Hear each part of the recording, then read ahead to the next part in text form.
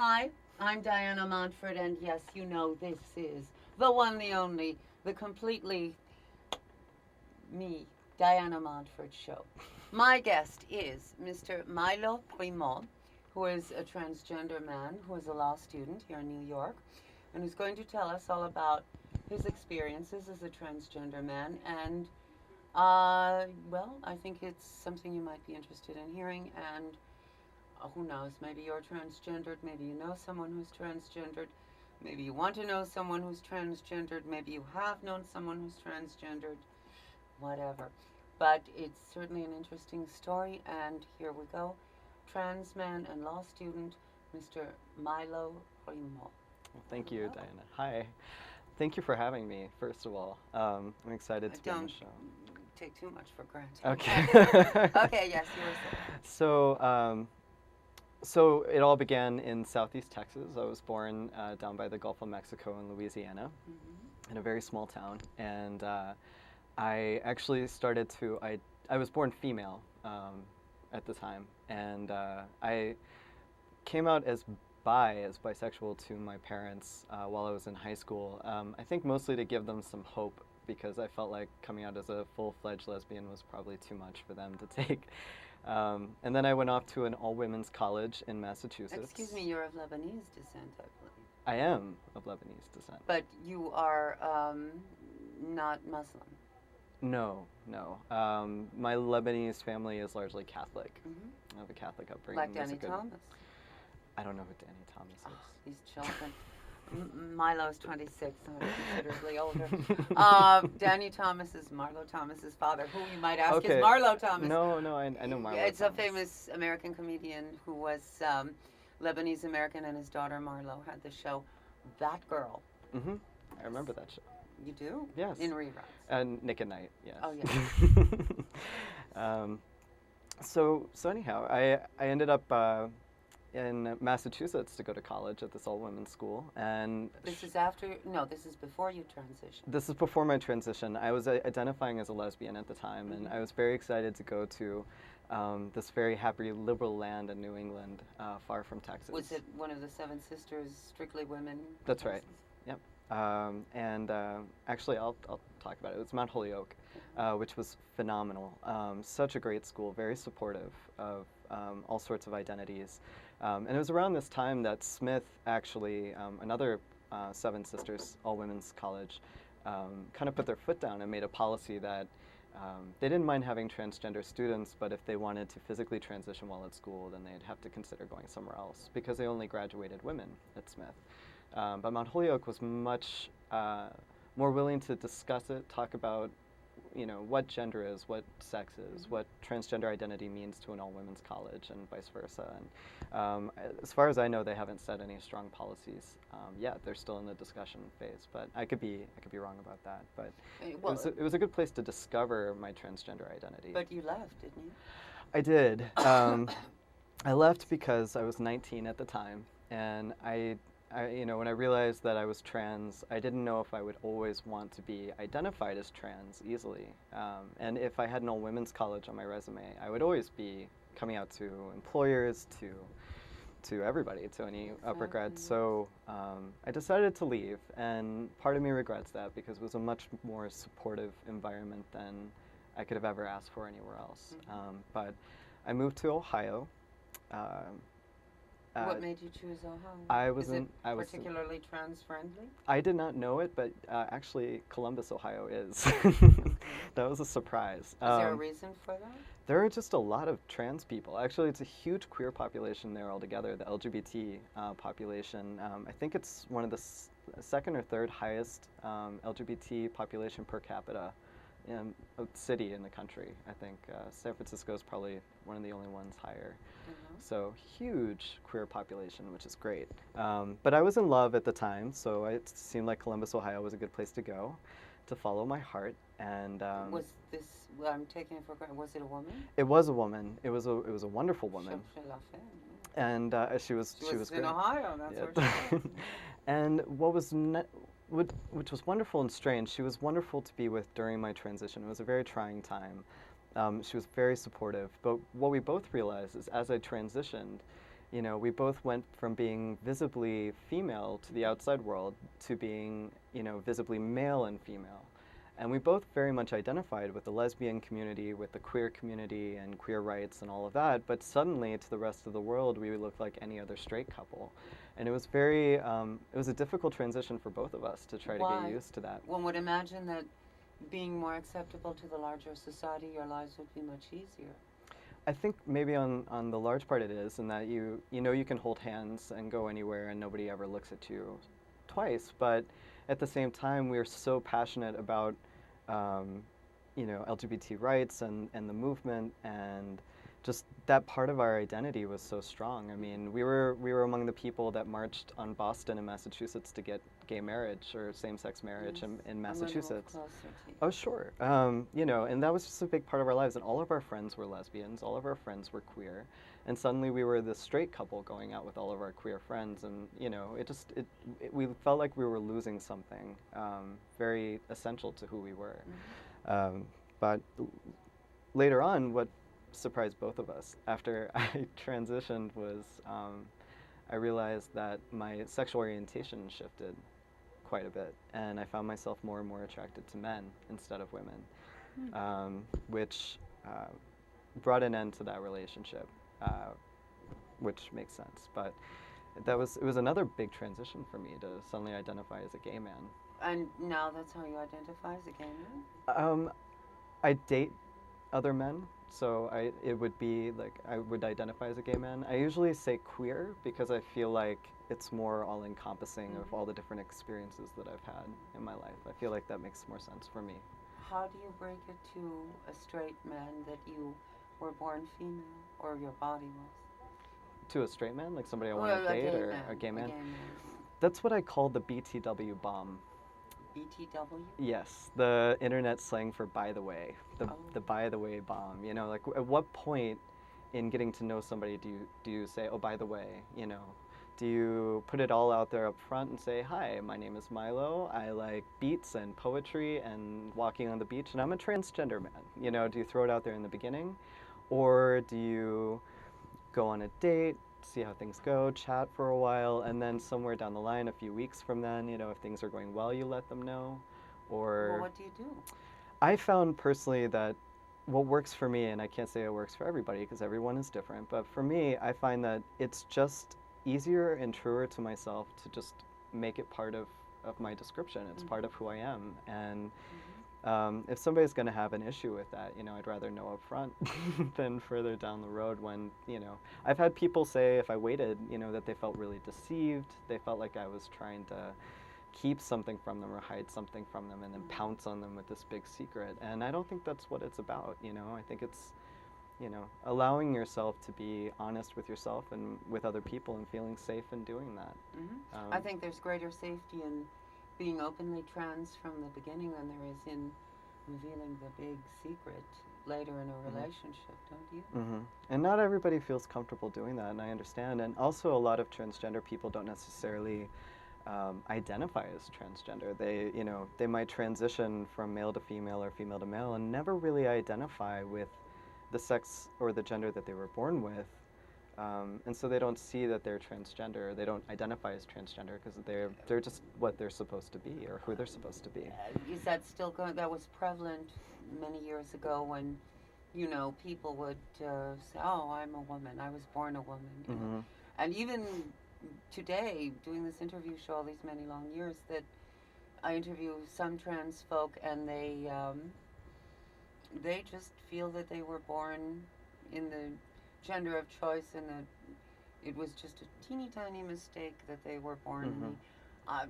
You cannot ignore the fact that both you and I were shaped by the gender of our birth for X amount of years. Absolutely. And the expectations that society has of a girl, a boy, and that did sort of, I mean, it has to have had some influence on all of us. Absolutely. And I again, I can only speak for myself. I think that my living as and identifying as a woman and as a girl and growing up as a girl for the first 18 years of my life had an enormous impact on who I am and how I turned out and how I feel and see the world. And how I can react to how the world sees me now. You know, there was a great deal of privilege that was just handed to me just by transitioning that I didn't expect, I didn't want, I still don't want, but it's there. I can't deny that it's there. But it's something that I don't know that a lot of people can experience without having gone through the transition and gone through. It's like an anthropological experiment, you know. It's a living anthropological experiment, which is really fun. Many gay men feel that they've lost something by becoming women who, you know, when they transition. I was short, red-haired, effeminate, transitioned very young at 15, as you know, with my parents' blessing. So I Which is lost incredible. nothing. Yeah. When I transitioned to be a little gay guy was to be truly in the social doghouse and despised by all, even like butch gay people, even lesbians. Everybody hated you. So I mean, I lost nothing by transitioning, you know. So I mean, because even just being considered a quote unquote normal woman, me normal, but Norman, is that you? But you know, I mean, it's a few cuts above being, you know, that weird little faggot. What can I say that I once was? And I'm using that term in quotes, of course. You know, it was not a pleasant existence. And I think it's strange to be, part of the gay community now and to identify as gay and to be with gay men and also just not having that experience of growing up as male, growing up as gay. I mean, I think more and more people are coming to terms with their sexual orientation very, very early.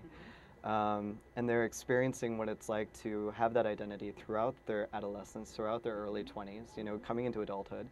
And leave it to me to be an early pioneer. Well, evidently. It must be the Spaniard blood.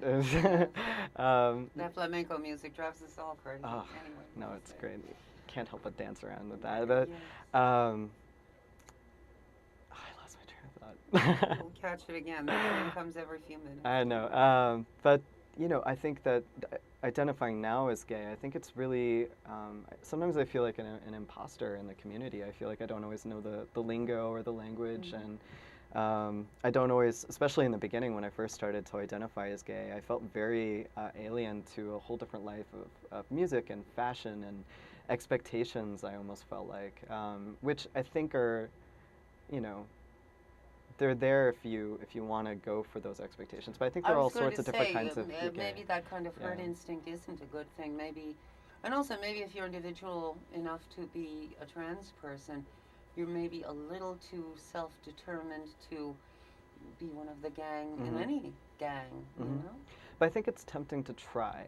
I think when you're first going in, because wants social acceptance. Yeah, you want to know that you're making the right decision, that you want to validate those things that you feel like you're feeling, and you're searching for that validation in a community that doesn't know much about you. I think that it's so common in the LGBT community to keep putting ourselves in smaller and smaller boxes. If I go to queer events, I have to actively tell people which of the many little boxes I fit in, because there's one that I'm already clumped into automatically. Because of my short hair and not exactly wishy-washy demeanor, they say you're lesbian, right? No, no. Well, tried it, tried everything, but it's no, like you could do that, I I'm a guess. trans woman. I'm nothing that is human is foreign to me. But anyway, so now, what are your plans for the future? Well, I'm going to law school now. I'm working on my second year coming up, which is very exciting. And I'm in a public interest program. It's one of the best ones in the country. What is a public interest program? Public interest is working in the law often for social justice, working with people who are marginalized or disenfranchised. Which is most people, by the way.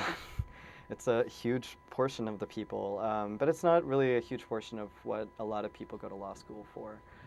So it's something that I'm really passionate about and something that I'm really excited to do with my life. And I think the more time goes by, the more convinced I am that I need to do work in the transgender community on the legal level. Right. So you're not going to law school to become a corporate lawyer and make a huge amount of money. You're going to fight for social justice. That's right. The huge amount of money is not even tempting. Good, The good. firms are scary, I think. So.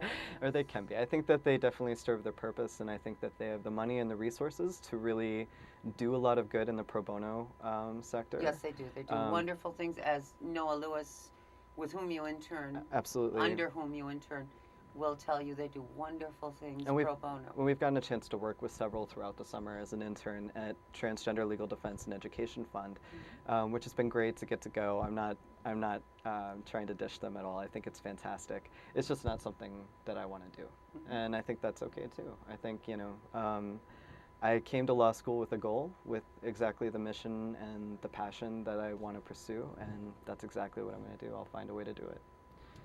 So.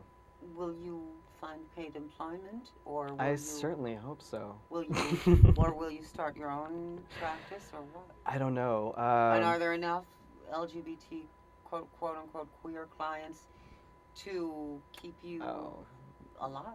Yes, absolutely. There are enough clients. I think it's a matter of either pioneering out on your own, which I know some fantastic attorneys, especially in Ohio, because that's where my base is. Even though you're no longer with the lady with whom you went to Ohio. That's right. I actually, I ended up staying there for about 5 years, and I built a very strong community. I actually used to work on the board of directors with Trans Ohio, which is the only. Sounds like a radio station. Oh, I told them they should start one. I think it would be fun. But they're the only statewide support and advocacy organization in Ohio for transgender people, and they do phenomenal work. And I got a chance to really get my my feet wet with that organization. You're not going back to Texas? I might. Not willingly, but I might. Remember, they're seeing this in Texas. I know. The reason why I wasn't a big fan of where I grew up, which is in Southeast Texas, very deep in the Bible Belt, and it just wasn't really the place where for Bonnie me. and Clyde were from? It's where Janis Joplin is from. Oh, yeah, and she certainly blew the whistle on that town. Yeah, she did. Are you from the same town? She's from Port Arthur. I'm from the next town. It's one of our cool suburbs. Is that? Now I'm impressed. Wow, Janice, all right. I know, that's what Groovy, I'm saying. peace. She has her own museum and everything. Does she really? Yeah. This is my bracelet making these rude noises on the table. Well, that's interesting because at the time they couldn't stand her and nobody, No, they're terribly proud of her now. Oh, now that she's been dead 40-something years, of course, it's great. But it's a great thing to say that they've got. We also had Babe Zaharias. Boy, what is it with that? Is it in the water? I think so. I think it is. Bunch of dykes. I know. For those of you who don't know, Babe Zaharias was a phenomenal athlete. She was one of the first women athletes to achieve amazing awards in all fields of sports. All sports. She was amazing. So anyway, but I feel like part of what I'm doing is to go to the communities that need the help. I'm not going to do it to be comfortable, to find a nice, sweet place. Don't you want to be comfortable? I would like to be Don't comfortable. Sneer at it. It's a lot of fun. One day, I'm sure I will be, and my mother will be happy when I make her comfortable too, with however Is much your mother money I uncomfortable? make. No, she was just very excited about me going to law school so I could help pay for her retirement. But I think that as a public interest lawyer, that might be a little further down the road. I think So. Well, do you mind my asking what she does? Oh, she's a nurse. Well. And she's a lactation specialist. So. There's a certain irony in that one. Yeah, I know. But I mean, so this is where you come by your do-gooder streak, isn't it? I think so, yeah. She's very passionate about taking care of people, and I think that's probably where I picked that up as well. Yeah. Sort of like MRSA in a hospital, you pick it up. Yeah. Well, hopefully not. No. But I want to be able to go and serve the communities that need me most, and I know that somewhere like Southeast Texas is perfect Can I ask you a really dumb, shallow question? Sure. Did your mother go to high school with Janice? No. No. I'm sorry. Well, I mean, I don't know, actually. I guess I couldn't jump to conclusion. I'm assuming not. Okay. I don't think Well, different towns. What's that? Different towns. Towns, yeah. The rivalry's intense. Mm-hmm. Yeah. I think she would have mentioned it if she went to high school with Janice. And if she had known her in high school, she probably would, oh, God, there's that Joplin thing. Ignore her. That Joplin woman causing trouble. Yes. Oh, my goodness. Southern Comfort. Where's the principal when you... Oh, Janice. Yes. We miss you. Well, it's good to know that what is it, Port Arthur? Port Arthur, yeah. Although Good. Beaumont tries to claim her. Well, it's good that some place tries to claim her because in her lifetime, Nobody wanted her. nobody wanted Janice. No. And if they had, she might not have died young. This is true. And again, she might not have been Janis Joplin, so there you go. This is also true. Yes. Anyway, so now we have a few minutes left. Sure. May people contact you via email? Certainly. Yeah, absolutely. You can contact me on my transgender legal email address. That's mprimo, Primeaux, at transgenderlegal.org. And that's through the internship with the Transgender Legal Defense and Education Fund here in New York City. Yes. And is it what you thought it would be? Tranny-dom. Trannydom? Being a Yes. being a tranny? Being a man. Well, it is, but it's not. And I think what's funny is that the further I get from my actual transition, the more I forget how awful it was before I transitioned. There was so much angst, and there was so much self-doubt and fear, and just not knowing that I would ever, really be able to be comfortable or be happy. And I forget now because it's so easy. I get up every day, and sometimes I don't even think about it. And I'm so blessed, and I know that I'm blessed to be where I am. But knowing that there are so many people who can't transition for one reason or another, they can't afford it. They're in a dangerous situation. They're in a country that it's illegal. All sorts of things. Is it expensive to transition to manhood? Um, And we only have very little time. Oh, so I should have understand. asked you this. No, that's okay. I think I have had my I have had my chest surgery, which was about $5,500, and that's it. The hormones aren't terribly expensive, but they're out of reach for a lot of people still. But again, I know that I'm blessed that I can take care of that. But Yeah. it's not accessible to everybody, and I think it really ought to be. I agree. I agree. And in this state, it wasn't until Governor Pataki decided it wasn't. And, that was a great blow to many trans folk because that's how they were paying for their medication, and now they can't. Mm-hmm. So that's a shame. But, there are many places where you can get good male hormone, not black market. Callan Lord Callan-Lord is a is fantastic excellent. medical center. I myself go there, and they are fabulous with male to female, male female to male. right. Absolutely. I've experienced some really awful and very awkward health care situations on statewide levels, Yes. and Callan Lord is phenomenal. I agree 1,000%. Do you go there? I go there. I do, Yeah, and they have grants specifically to help people who don't have insurance, who don't have jobs, to help pay for them. And they will take you. I happen to have insurance, and they take me, which is very nice. Like you don't have to be. You don't have to be destitute to go. It helps, but they'll take you if you have insurance. It's fine. But it's very respectful, and I mean that's it's huge. by us for us. Yeah, absolutely. So people of every economic bracket go there. If they're transgender, if they're gay, racial backgrounds, whatever you are. If you're gay or queer, whatever, Callan Lord in New York is the place to be. And if you have insurance, that's fine. They'll take you anyway. They'll take no, they will. And they'll treat you like royalty. Yes, like a queen. But anyway, these are the jokes. Okay, this is why I do a talk show, not comedy. But okay.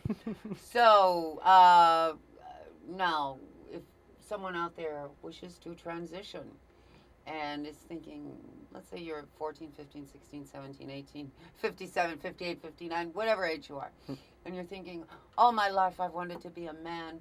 Oh, I want to be a man, and there's a man on television, and he's telling that Diana Montfort thing, how he did it.